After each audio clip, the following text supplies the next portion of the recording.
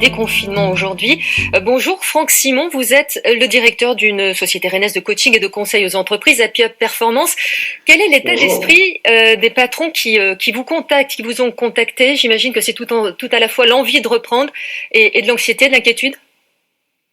Tout à fait. En fait, ils sont confrontés au besoin de remobiliser très rapidement leur collectif, d'assurer bien sûr les mesures de sécurisation sanitaire et puis de relancer la motivation individuelle de leurs collaborateurs.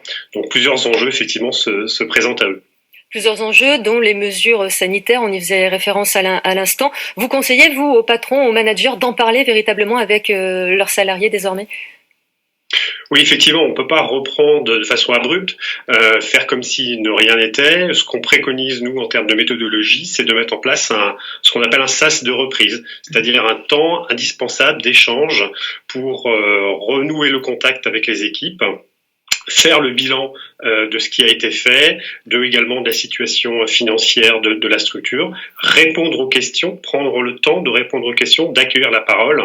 Et puis la deuxième étape de ce sas de reprise collectif, c'est de donner un cadre et des perspectives à leurs collaborateurs, en présentant bien sûr le plan sanitaire, qu'il conviendra d'ailleurs de leur faire enrichir, parce que l'appréhension du risque, elle est individuelle, mais l'enjeu de sécurité, c'est un enjeu collectif. Et il faut que l'approche, vous le dites, soit nécessairement collective et individuelle.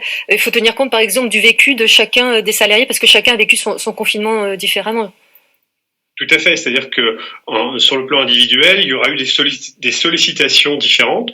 Certains auront été très mobilisés pendant la période de confinement. À l'inverse, d'autres auront été en chômage partiel. Donc ça interroge aussi les gens sur leur utilité, leur importance au travail. Donc là, il va falloir faire de la réassurance.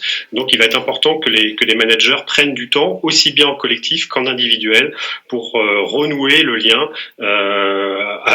avec leurs collaborateurs. Les vécus aussi seront différents puisque certains auront forcément en cette période accumulé une surcharge émotionnelle qu'il conviendra en fait d'accueillir et de gérer. L'erreur, en tout cas, pour les patrons, à vous entendre, ce serait de foncer, de vouloir rattraper le temps perdu sans tenir compte de ce qui s'est passé ces 2 derniers mois. Oui, la première chose, c'est vraiment de prendre le temps, de renouer le contact, comme on le disait, de donner le cadre sur le plan sanitaire, mais en même temps, il va bien falloir aussi remobiliser concrètement les équipes.